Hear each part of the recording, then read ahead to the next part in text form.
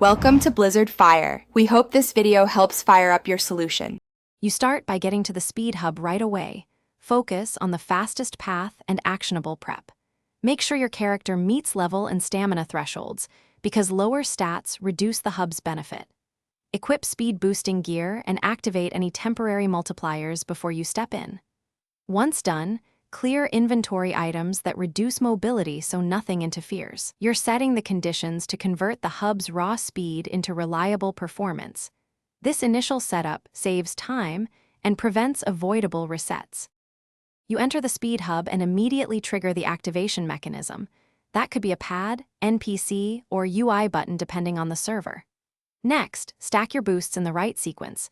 Equip gear first, then consume timed items, and finally activate any skill-based modifiers, because order affects total speed. While boosted, use smooth directional inputs and avoid abrupt stops to sustain top velocity. Make micro-adjustments to keep momentum, and observe the on-screen speed readout so you can tweak timing and inputs for peak results. You complete the run by keeping momentum through the final sequence and claiming your rewards, then bank or spend them as intended and note any cooldowns.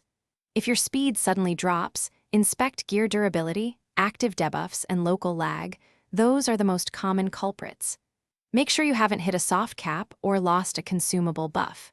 If problems persist, relog cleanly and re-enter the hub. This simple fallback resets many transient states and restores the hub's expected performance.